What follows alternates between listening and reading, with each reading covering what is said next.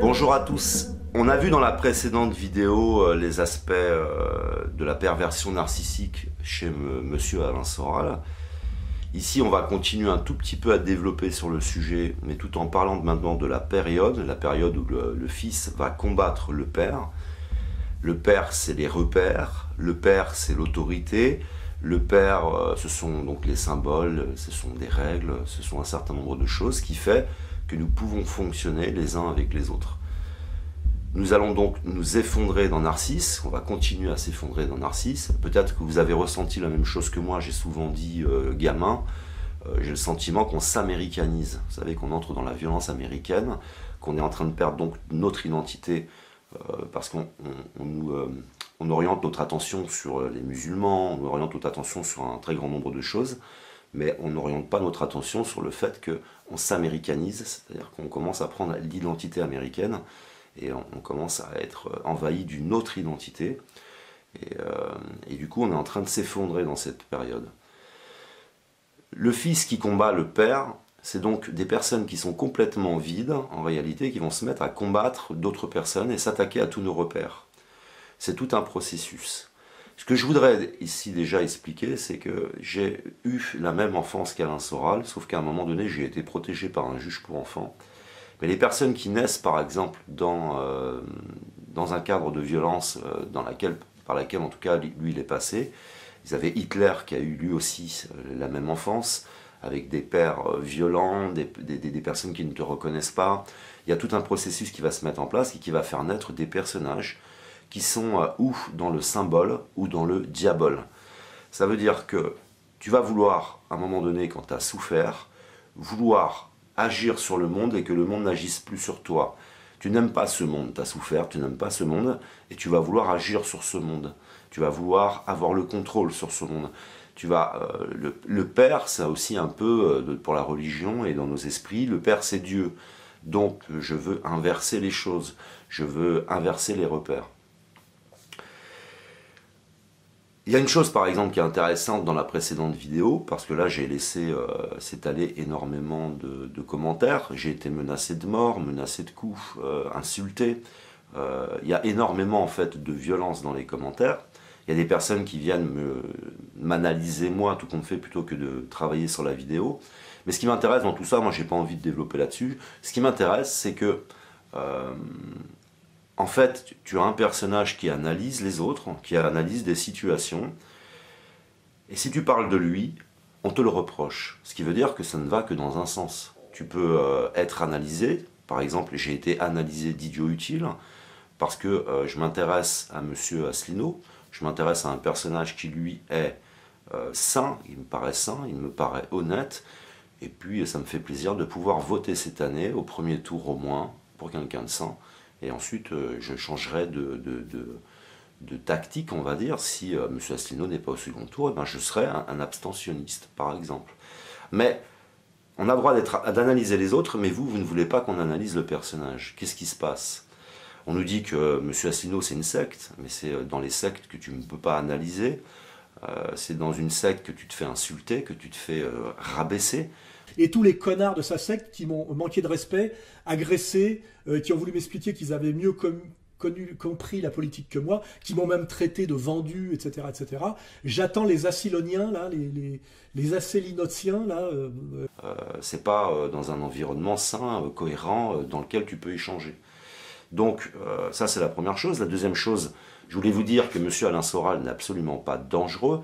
C'est notre aveuglement, le danger, c'est notre soutien, et c'est le fait d'exacerber chez lui, de croire d'avoir raison. Ce qui veut dire que les pervers narcissiques ne sont absolument pas dangereux dans la mesure où l'environnement est informé de cette maladie mentale où il y a des symptômes. Comme par exemple, l'empathie est affectée, c'est-à-dire qu'on est dans l'inversion en permanence, et puis vous allez pouvoir envoyer un mail à un adversaire en vous régalant du décès de son enfant. Si ça vous arrive à vous qui êtes normal, puisque ça m'est arrivé, alors moi c'était pas l'enfant, c'est le personnage qui est décédé, j'ai eu quelqu'un qui m'a harcelé pendant des années, qui a essayé de me tuer 3 fois, et quand il est décédé, j'ai pas éprouvé de la jouissance, j'ai éprouvé le malaise d'avoir été dans une situation de conflit au moment où ça arrive. Et là, on a l'inverse, on a quelqu'un qui jouit du malheur de l'autre. Et vous allez essayer de me faire croire que cette personne est normale, cette personne est équilibrée, cette personne est saine. Donc on voit un personnage qui est complètement en train de délirer, c'est quelqu'un d'extrêmement immature, qui joue avec tous nos symboles et tous nos repères, tout en nous dénonçant des situations.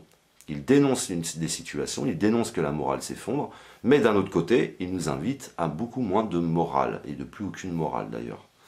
Le manipulateur pervers est un adolescent dans sa tête. C'est un être dont l'esprit, le développement de la partie émotionnelle s'est figé, est resté figé à l'âge qui correspondrait à la préadolescence et n'a pas pu continuer de se développer.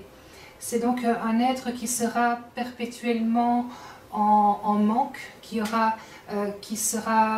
ne pourra jamais gérer les frustrations, qui sera toujours dans la panique de ne pas recevoir l'image valorisante, voire sublimée de lui-même dont il a besoin pour pouvoir continuer d'avancer. C'est un être qui a constamment, mais alors constamment besoin de briller sur tous les plans, qui a constamment besoin d'asseoir sa toute-puissance par quelque moyen que ce soit. Je suis Alain Soral, co-auteur du livre Les mouvements de mode expliqués aux parents. C'est la raison pour laquelle je suis ici d'ailleurs.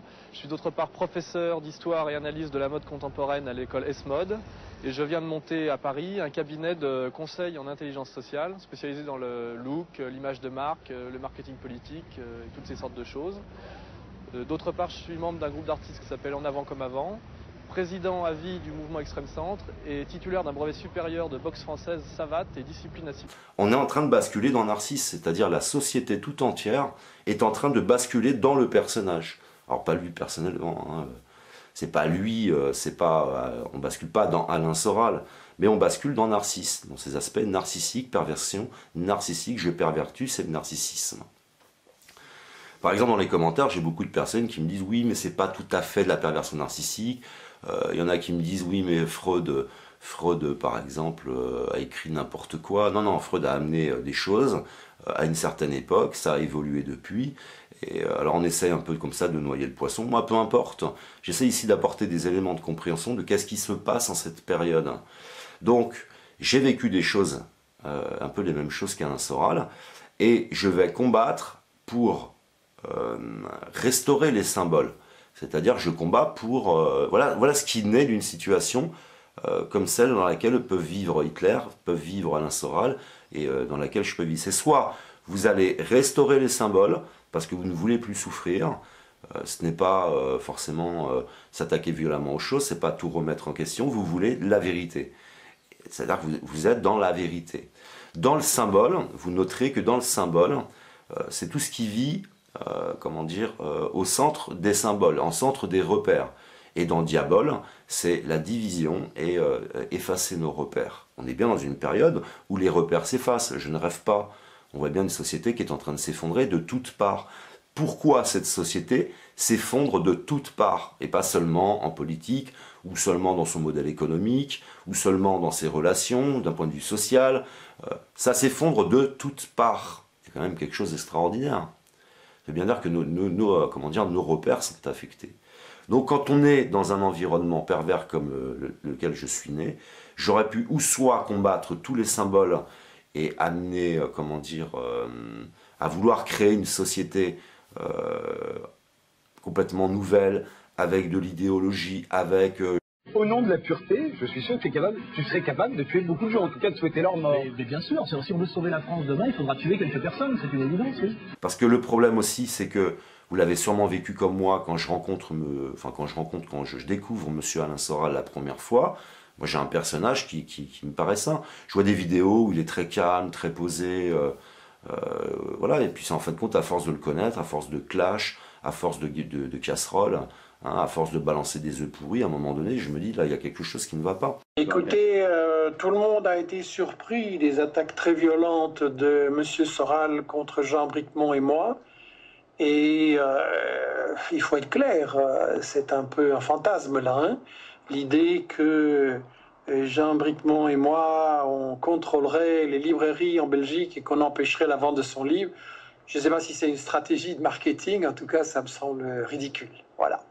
Par ailleurs, je pense que les explications de M. Soral sur son analyse de l'Empire ne sont pas sérieuses et sont même dangereuses dans la mesure où, au lieu d'analyser les raisons économiques et sociales qui font que les États-Unis ou la France ont des politiques comme ça aussi agressives envers les peuples, et Israël qui est leur instrument, ben lui il dit que c'est un problème de religion.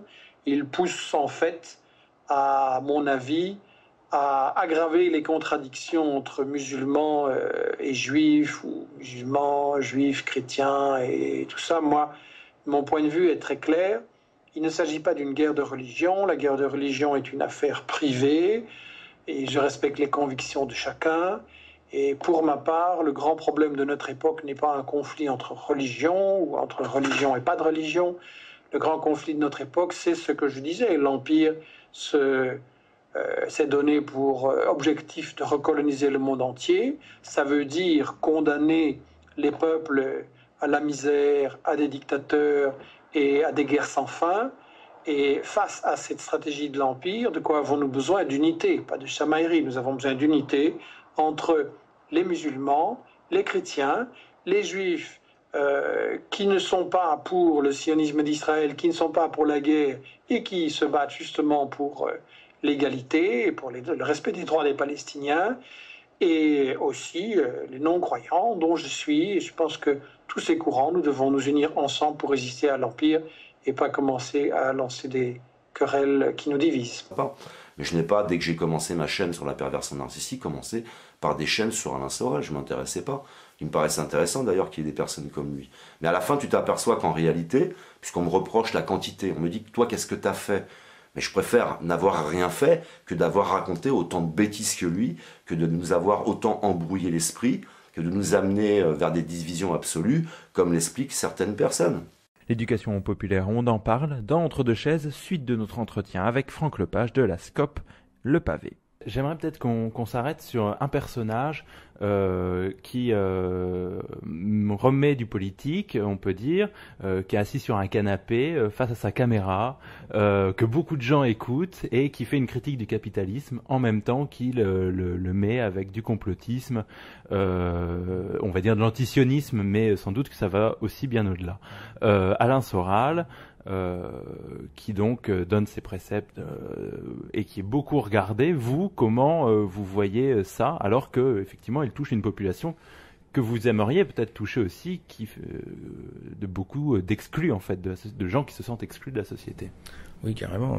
Soral est hyper efficace. Enfin, je veux dire, quand il va avec Dieudonné dans les cités de Marseille ou ailleurs, et qu'il explique à des beurs que s'ils sont dans la merde dans laquelle ils sont, c'est à cause de banquiers juifs à New York.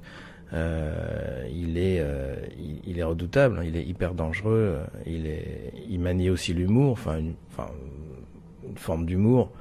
Dieudonné est hyper efficace. Et donc ça craint velu. Enfin, alors en plus moi, il m'arrive d'être associé à ces gens-là sur des sites d'extrême droite.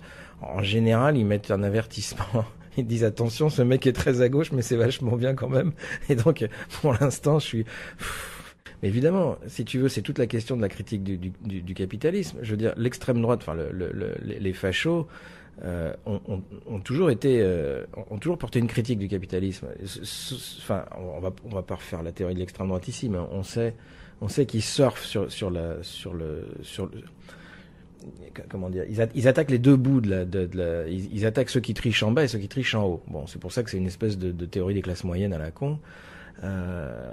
Soral est un type, à mon avis, qui est enfin, comment je dirais, c'est un bon exemple, Soral, parce que ça pourrait ressembler à de l'éducation populaire, dans la mesure où il y a un discours politique, il y a des explications, si tu veux, sauf que c'est précisément pas des explications, c'est-à-dire que c'est pas rigoureux, quoi, tu vois.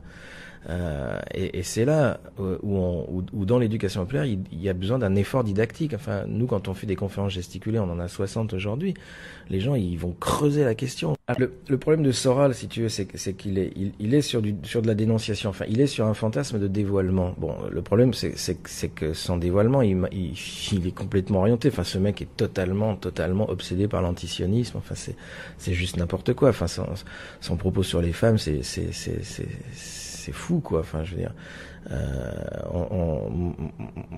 on s'est engueulé avec un ami qui m'est cher, qui est Étienne Chouard, à cause de son putain de lien vers égalité et réconciliation.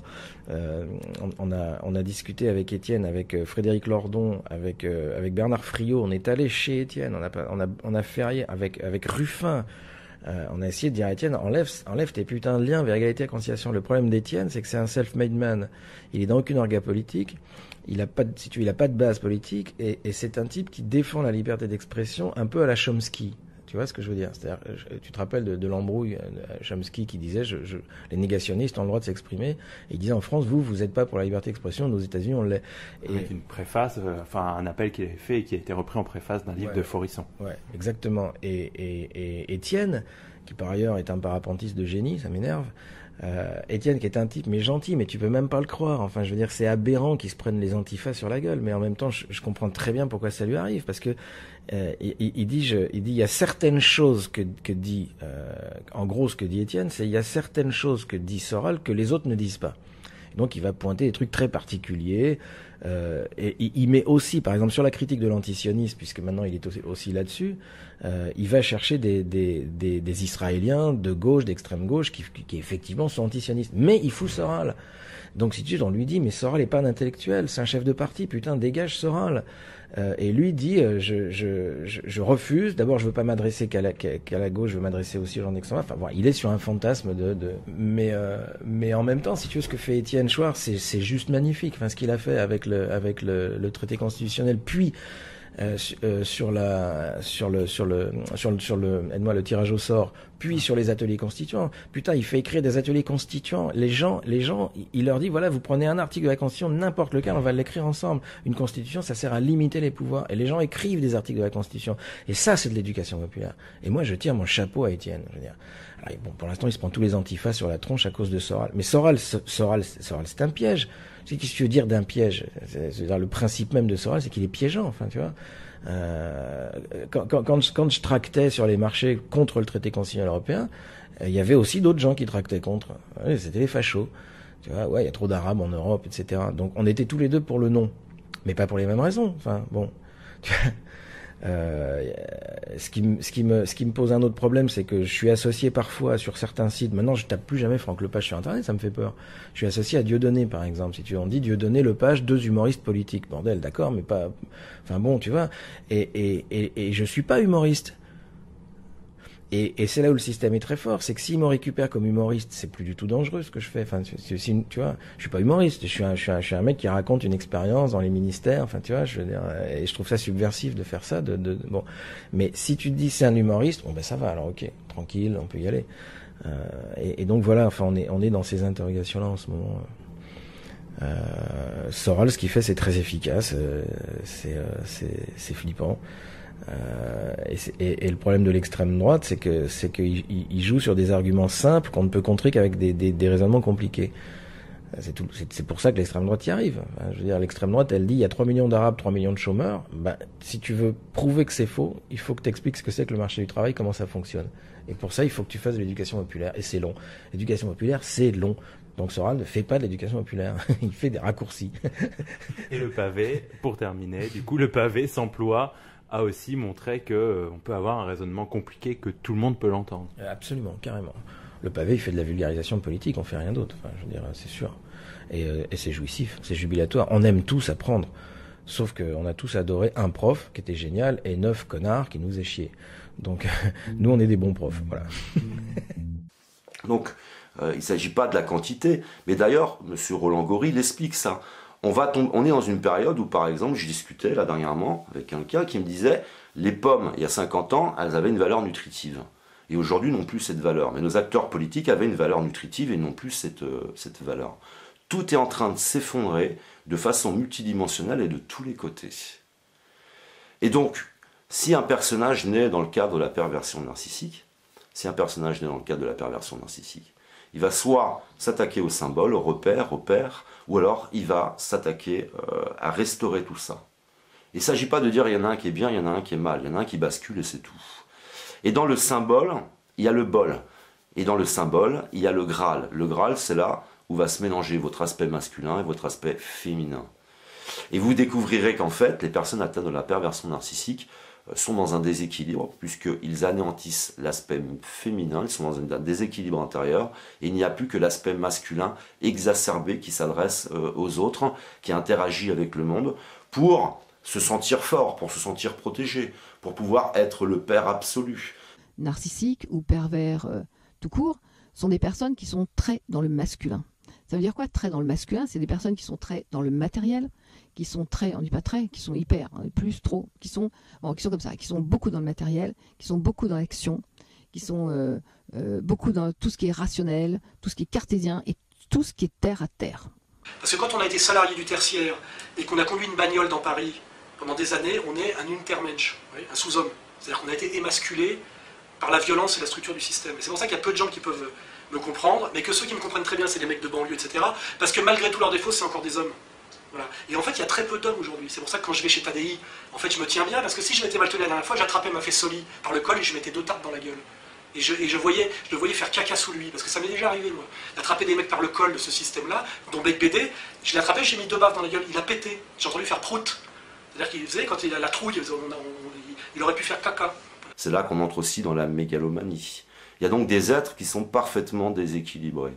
En rappelant que M. Alain Soral, ce n'est pas lui qui est dangereux, mais vous tous qui m'avez laissé des commentaires, en essayant un petit peu de me remettre en question, parce que vous encouragez tout ça. Voilà, le danger, ce n'est pas Alain Soral, le danger, c'est de donner du pouvoir à des personnes comme ça, en cette période.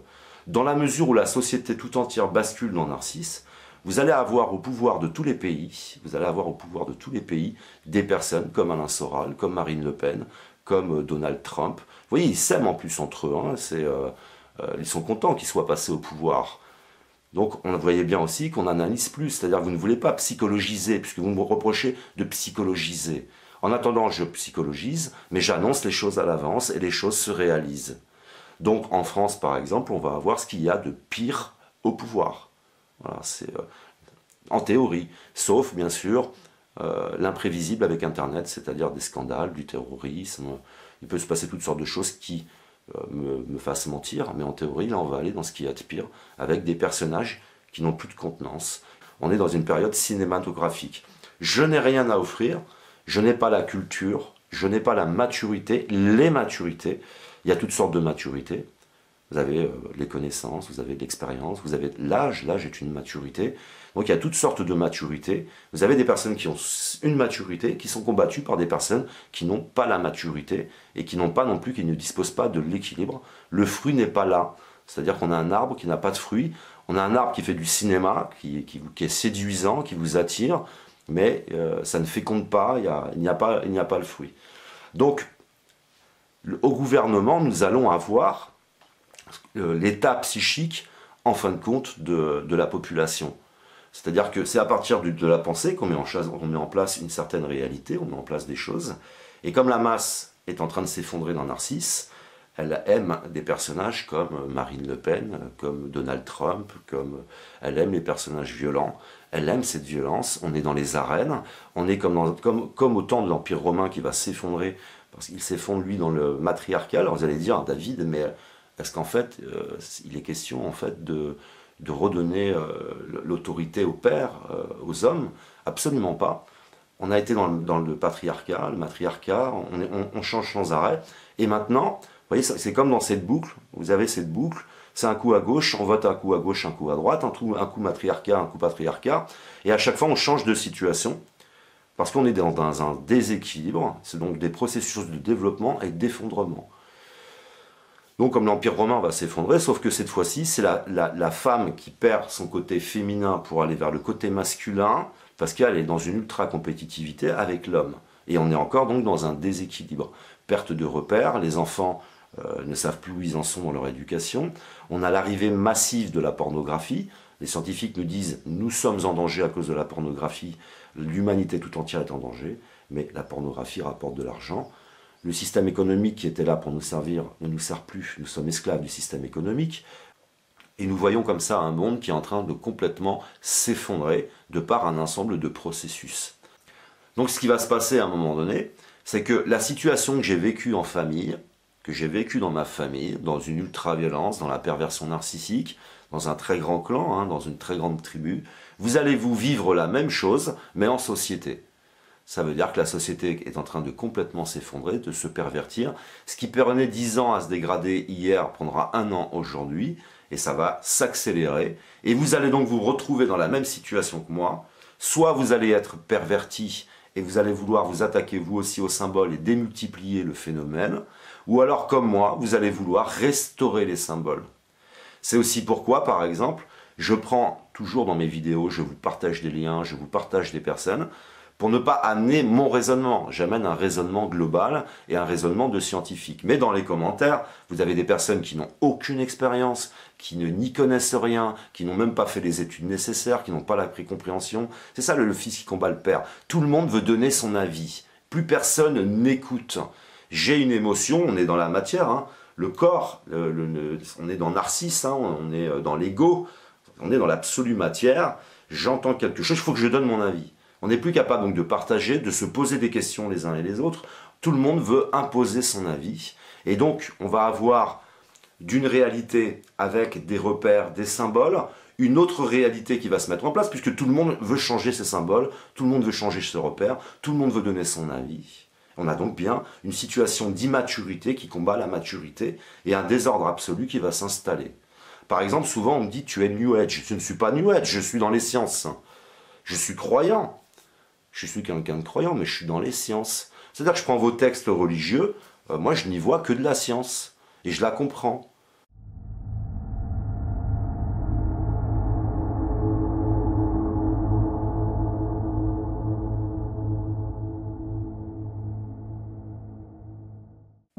De répandre la bonne parole, gageons que ce ne sera pas la bonne parole psychanalytique, gageons que ce ne sera pas la peste, comme l'a déclaré Freud à Jung quand ils sont arrivés à New York, mais qu'au contraire, cette bonne parole servira à débusquer le mal. Le mal, en ce début du XXIe siècle, s'appelle perversion narcissique. La perversion narcissique n'est pas apparue de manière spontanée. Elle fait partie d'un mécanisme, d'une physiologie, d'un long processus de dégradation sociétale et psychique. Voilà, j'étais dans une situation, par exemple, de déséquilibre au départ de ma vie. Si j'ai pu réinstaller un équilibre avec un environnement sain, je ne vois pas des pervers narcissiques partout, il n'y en a plus autour de moi. Il y a beaucoup de personnes, il y en a qui sont plutôt matérialistes dans la matière, il y en a qui sont dans l'esprit. Et puis je me suis recréé tout un entourage, mais à partir d'une certaine compréhension. Donc vous allez tous vivre maintenant ce que j'ai vécu durant mon enfance, dans un monde complètement incohérent, complètement dingue, qui va vous amener non pas au niveau animal, c'est-à-dire comme je l'expliquais, je suis un passionné d'éthologie, j'ai donc observé de nombreuses espèces. Si par exemple tu fais vivre un poulain au milieu d'un groupe, qui va avoir une vie sociale, il aura un certain comportement. Et si tu prends un poulain, tu le fais naître et tu le fais vivre uniquement entouré d'êtres humains et dans la violence, il aura un autre comportement. Ça s'appelle de l'éthologie et nous sommes faits de cette dimension. Nous pouvons nous observer et voir quelles sont les choses qui ont une influence sur nous, de quelle manière ça fonctionne, essayer de comprendre. Et donc nous allons tous vivre dans Narcisse, nous allons tous vivre ce que j'ai vécu. Et il y a des personnes qui vont naître en cette période, des acteurs très importants. Il y aura par exemple un acteur qui est là actuellement, qui va évoluer. Je pense à une personne très jeune qui prendra la place du pape François. Il y aura des personnes en politique, des personnes en agriculture. On va donc assister à un très grand phénomène qui est lié par exemple à Marie ou Jésus ou Isis et Horus. Et ce pourquoi, par exemple, vous avez eu la naissance de la franc-maçonnerie. La franc-maçonnerie est venue combattre le Vatican, est venue combattre le catholicisme à cause des mensonges et des amalgames qui ont été faits à partir, par exemple, de certains symboles et de certains mots. Après, il y a des dérives, hein, je ne sais pas où en sont aujourd'hui la franc-maçonnerie. Tout ce que je sais, c'est que quand il naît une situation de mensonge, de déséquilibre, il naît des acteurs pour combattre, ça a toujours été comme ça. Comme par exemple, vous avez Alain Soral qui vient, qui raconte absolument n'importe quoi, mais comme moi, c'est-à-dire vous n'êtes capable réellement que d'expliquer une partie de ce qu'il dit, le reste, vous n'y comprenez rien. Et c'est ce que je me suis dit au départ, c'est-à-dire que je me disais, bon, ce que je ne comprends pas, ça doit venir de mon manque de compréhension, de mon manque de culture générale. Et puis après, petit à petit, je dis non, il y a un truc qui va pas, quoi. Il raconte n'importe quoi, il fait les choses... Il y a un truc que je ne comprenais pas. Et après, oui, j'ai découvert que le personnage est réellement un pervers narcissique. Alors que d'habitude, je les détecte très très vite. Donc le pervers narcissique est quelqu'un qui va t'amener une masse d'informations, il veut t'écraser, j'ai plus de connaissances que toi, j'ai plus de diplômes que toi, j'en ai fait plus que toi. Puis à la fin, tu écoutes le personnage, puisqu'il t'écrase de tout ça. Et on m'a reproché, par exemple, simplement de dire, j'ai juste dit, j'ai vécu 46 ans dans le cadre de la perversion narcissique, je peux donc en parler. J'ai étudié la perversion narcissique pendant 12 ans, mais je ne vous étale pas des diplômes, je ne vous étale pas si, je peux passer. Non, simplement, peut-être écoutez-moi un petit peu, allez chercher de ce côté-là. En plus, je n'ai rien à vous vendre, je n'ai aucun pouvoir à prendre sur vous, vous ne me rencontrerez pas, je ne veux pas d'argent. Simplement, ici, j'apporte des choses. Mais vous voyez, tu as le personnage qui, lui, t'écrase. Et si moi, je dis simplement mon expérience, donc je me retrouve dans la situation du fils qui combat le père, je parle simplement de mon expérience, je suis un pervers narcissique parce que, non, la perversion narcissique, c'est un ensemble de symptômes, exactement comme toute maladie biologique. Il y a les maladies psychologiques et les maladies biologiques. Il faut avoir un ensemble de symptômes pour entrer dans le cadre de la perversion narcissique. Vous pouvez donc avoir des symptômes sans être pervers narcissique, mais vous n'allez pas bien. Vous êtes dans des situations où vous n'êtes pas vous-même. Il y a des personnes qui pensent qu'elles sont parfaites, par exemple, parce qu'elles vivent une routine tous les jours. Métro, boulot, dodo, elles rentrent chez elles, et elles observent les autres faire des bêtises, et elles les critiquent. Mais si vous preniez les personnes qui se pensent parfaites et vous leur changiez leur quotidien, vous mettiez un peu de surprise dans le quotidien, vous verrez qu'elles n'ont pas toujours des bonnes réactions. Donc parfois, on a une image de nous-mêmes qui est un peu faussée parce que ça dépend de la réalité qui est autour de nous, ça dépend de notre quotidien.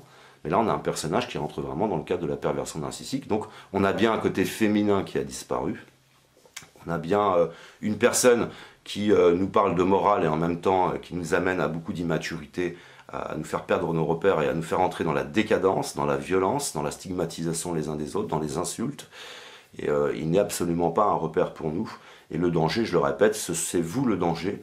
Parce que si Alain Soral, vous lui dites « Alain Soral, tu déconnes », si vous dites à M. Macron « tu déconnes », si vous dites à tous ces enfants, ces personnes complètement immatures, qui n'ont pas la maturité, qui sont dans des problématiques, en fin de compte, de construction du psychisme, arrête tes conneries, tu es en train de déconner, vous allez aider ces personnes, et vous allez empêcher aussi qu'ils prennent du pouvoir.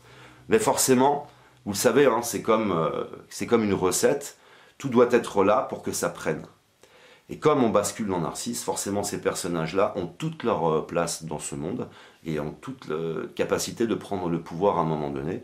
Le souci, en ce qui me concerne, c'est que je ne sais pas à quel moment de cet effondrement nous sommes, puisque ça va se réinverser. Dans ce monde de clivage, de beaucoup de différences, de beaucoup de divisions, il y a une chose dont je suis sûr, c'est que nous sommes complémentaires. Mais il y a aussi une autre chose dont je suis sûr, c'est que le chrétien, pas tous, aimeraient bien que le musulman devienne chrétien. Le musulman, pas tous, aimeraient bien que le chrétien devienne musulman. La personne qui est très matérialiste aimerait bien que l'autre devienne matérialiste. La personne qui est dans la vulgarité et la violence aimerait bien que l'autre entre dans la vulgarité et la violence. Pour que ça se fasse, il faut effacer tous nos repères, s'attaquer à tous nos repères, faire du mal le bien, le mal, donc on pourrait l'écrire de différentes façons, le mal, et essayer comme ça de nous pervertir.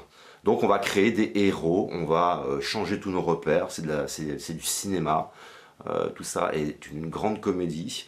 Nos repères s'effondrent et à partir de là, on peut épouser une autre attitude et puis devenir nous-mêmes vulgaires, devenir nous-mêmes violents, parce que la vulgarité c'est aussi la façon vulgaire d'approcher l'autre, d'approcher des situations.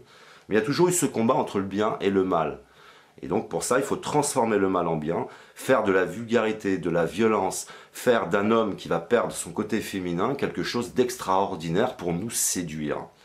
Et dans Diabol, il y a aussi donc diviser les symboles, diviser nos repères, s'attaquer aux repères, le père, perversion narcissique, etc., etc. Vous voyez que tout absolument se rejoint. Donc le but de cette vidéo, c'est vous parler en fin de compte de processus qui sont des sciences. Essayez pour la prochaine vidéo, je vais vous comparer, comment dire, l'Union européenne à la perversion narcissique. Si vous voulez comprendre, n'hésitez pas à vous abonner, puisque forcément, comme on a basculé dans Narcisse, comme on a basculé dans la matière, on a des personnages. La pensée précède l'action. À partir de votre raisonnement, vous allez mettre en place des choses ou d'autres. Vous voyez bien, pour vous donner quelques exemples, mais je ne veux pas tout dire ici, que par exemple, nous sommes aujourd'hui dans comment dire, une Union européenne qui nous prive de nos droits. Le pervers narcissique vous prive de vos droits. On est dans une Union européenne qui nous contrôle de plus en plus. Le pervers narcissique contrôle absolument tout. On est dans une Union européenne qui a été construite, qui s'est matérialisée autour d'accords pervers. C'est-à-dire que tu as d'énormes difficultés à te séparer de l'Union, à te séparer de la liaison avec cette Union européenne. La pervers narcissique fait la même chose. C'est très compliqué de se séparer d'un pervers narcissique. Voilà, il va essayer de te détruire, ou il va mettre en place des choses pour que tout devienne compliqué. Si vous prenez par exemple les témoignages de nombreuses victimes de la perversion narcissique, elles vous diront, en justice, tu as tendance à perdre en justice. Voilà, tu peux avoir, si tu as conscience de tout ça, tu t'entoures bien, tu peux gagner en justice.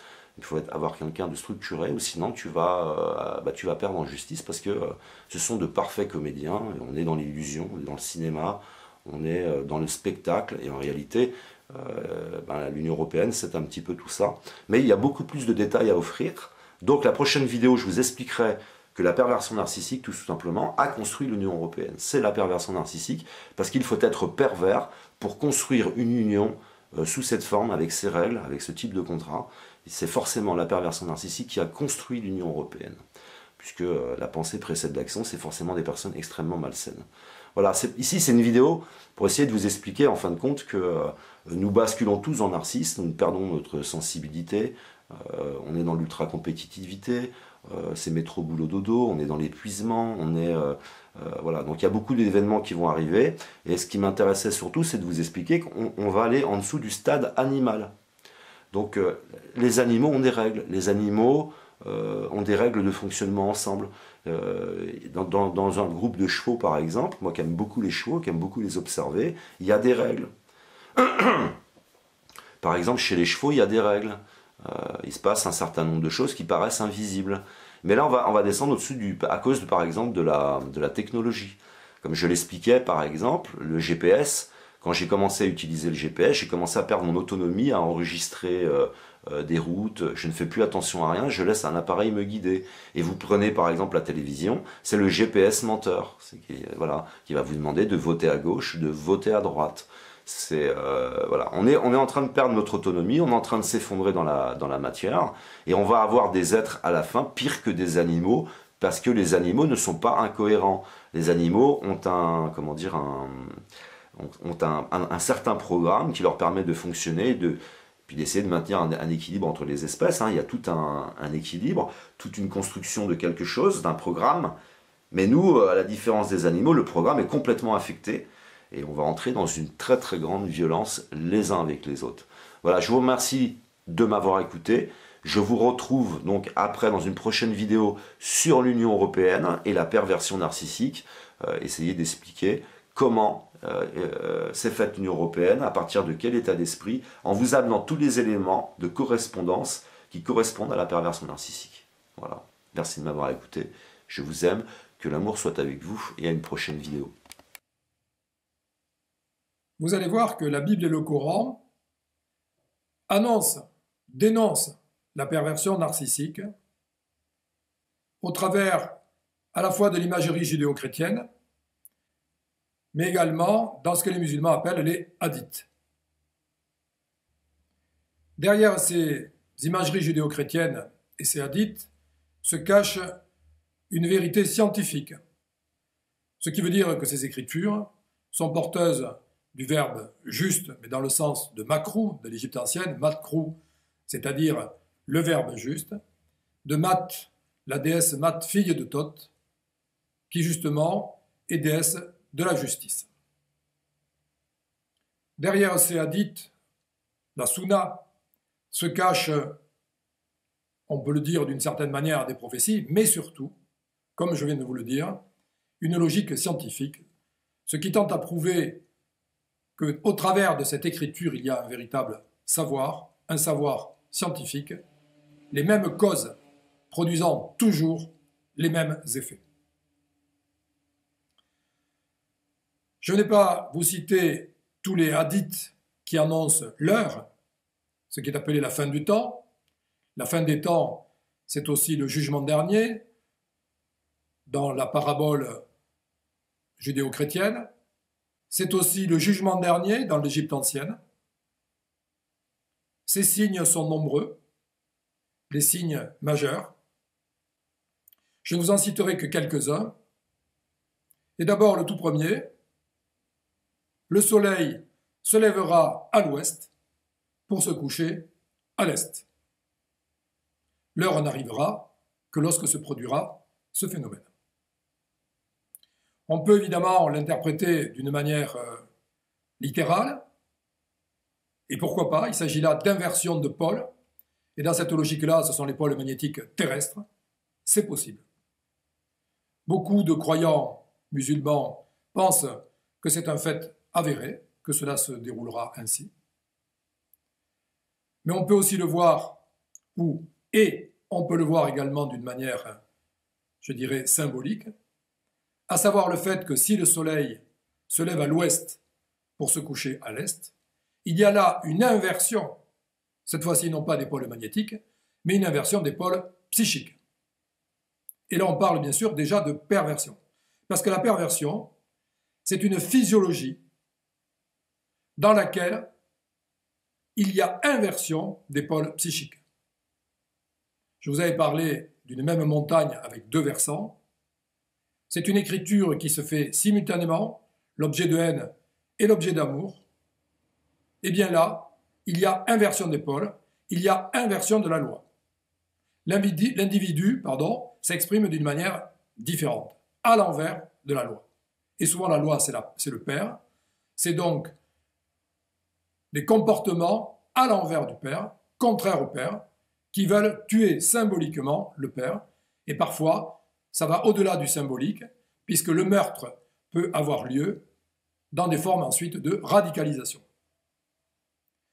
Je ne vais vous citer que quelques hadiths,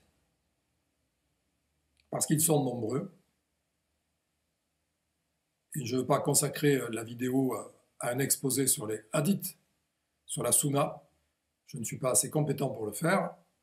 Mais en tout cas, prendre ces trois exemples pour bien montrer que la perversion narcissique est bien débusquée, elle est bien annoncée dans le Coran. Et vous le verrez également dans la Bible et dans l'imagerie judéo-chrétienne. Les liens du sang seront rompus au moment de l'heure. L'heure, le jugement dernier, la fin du monde. Les liens du sang seront rompus. Cela pose évidemment le problème de la filiation. Nos sociétés modernes en sont là. Plus de filiation. Ça concerne bien sûr le fait qu'il y a implosion de la famille, explosion des valeurs familiales. Il manque un père ou il manque une mère. Je vous l'ai déjà dit, qu'ils soient présents ou pas présents, parce que même père et mère présents peuvent être absents, c'est-à-dire ne regarder qu'eux et ne pas s'intéresser aux enfants. Donc, rupture de la filiation. Mais elle existe sur le plan familial, cette rupture de la filiation. Elle existe également sur le plan professionnel. Souvenons-nous du compagnonnage au Moyen-Âge. Il existe encore des compagnons, heureusement. Il y a un véritable savoir qui doit être perpétré de l'apprenti à l'ouvrier et de l'ouvrier au maître. Tout ne se chiffre pas en argent. Ce savoir est important parce que là aussi il s'agit de filiation, transmettre le savoir.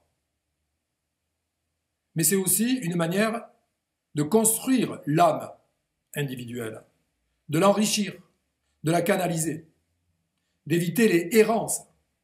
des jeunes errants, qui n'ont pas de père, qui n'ont pas d'encadrement professionnel, et qui vont forcément suivre la voie de la radicalisation. La voie de la radicalisation, c'est l'opposition au père, c'est ce que Freud dénonce dans le complexe d'Oedipe, le meurtre symbolique, qui, comme je vous l'ai déjà dit, peut aller jusqu'au meurtre réel dans les formes de radicalisation telles que nous les connaissons aujourd'hui. Autre hadith, les gens n'occuperont plus la place qu'ils méritent. Les mauvaises personnes seront honorées, alors que les bonnes seront délaissées. Et on parlera beaucoup. Comme il est dit dans « Le soleil se lèvera à l'ouest et se couchera à l'est », tout est à l'envers. L'orgueil triomphe. Dans l'imagerie judéo-chrétienne, cet orgueil est assimilable à Satan. Satan qui ne fait qu'illustrer le complexe d'Oedipe, c'est-à-dire l'enfant qui s'oppose au père, celui qui veut commettre le meurtre symbolique, celui qui prend le pouvoir à tout prix, celui qui se substitue, quitte à écraser les autres, pour se faire valoir, car il est en manque de reconnaissance. Le pervers narcissique va s'engouffrer dans toutes ses voies, tant sur le plan familial que sur le plan professionnel, sur le plan social, et nous le voyons aussi sur le plan politique. Pour se mettre en valeur, ils vont donc écraser les autres. Le pervers narcissique n'existe qu'en écrasant les autres, c'est-à-dire en se construisant, en s'adossant aux autres. Cela entraîne bien sûr des sentiments d'humiliation, de haine, de rejet, d'abandon, d'injustice. Ce que dénonce Lise Bourbeau, je vous l'ai déjà dit X fois, dans son ouvrage sur les 5 blessures de l'âme. Un autre hadith, enfin, l'heure n'arrivera pas tant que ne surviendra pas le Hajj. Les disciples du prophète interrogeaient celui-ci pour lui demander ce qu'il entendait par Hajj. Il répondit, le meurtre, le meurtre. L'heure n'arrivera pas, en effet, tant que ne surviendra pas une époque où l'assassin ne saura pas pourquoi il tue et la victime pourquoi elle a été tuée. On est ici dans un schéma que l'on connaît bien actuellement. Le meurtre, si je puis dire, gratuit, au nom d'une entité, un drapeau, peu importe, il s'agit là d'un prétexte, car nous voyons bien que l'agent principal de ces meurtres, c'est la perversion narcissique, le logiciel pervers narcissique, qui pousse l'individu dans sa forme de radicalisation à tuer le père, tuer l'autorité et s'en prendre à une victime désignée, quelle qu'elle soit. Quelle qu'elle soit, la victime ne sait pas pourquoi elle a été tuée, parce qu'elle est tuée au nom d'un processus, tuée au nom d'une pathologie, tuée au nom d'un mal-être. C'est le mal-être des individus, c'est le mal-être également d'une société, notre société.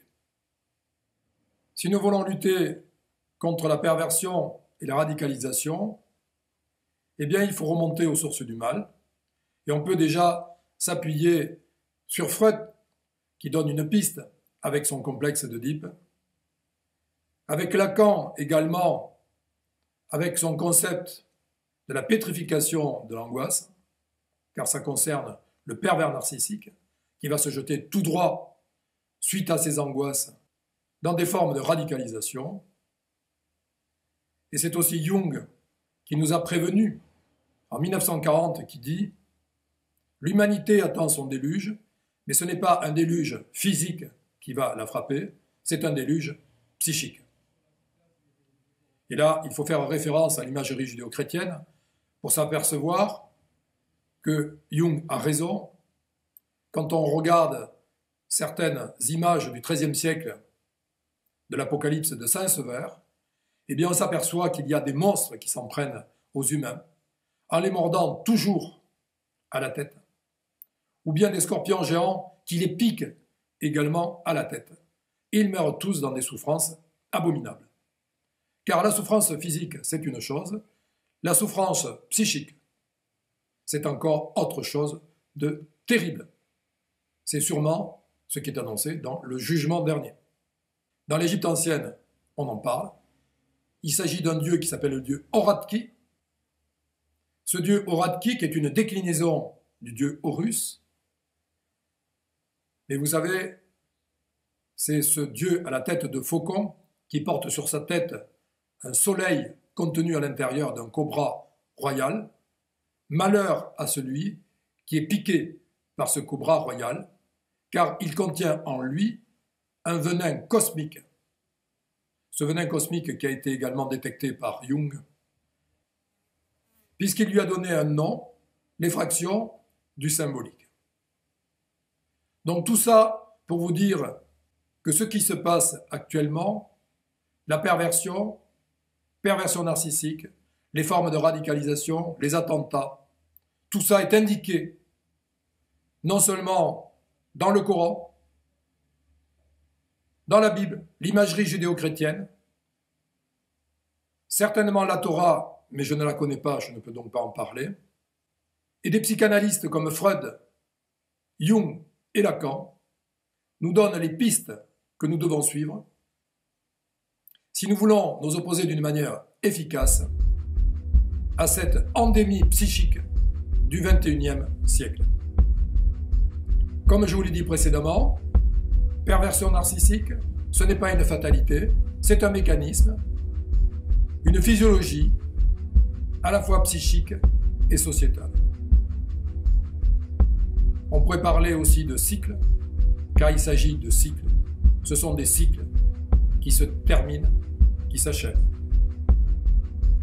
Pour en finir avec cette courte vidéo, je citerai Paul Valéry, qui a dit « Civilisation, nous savons désormais que vous êtes mortels. » Merci de m'avoir écouté.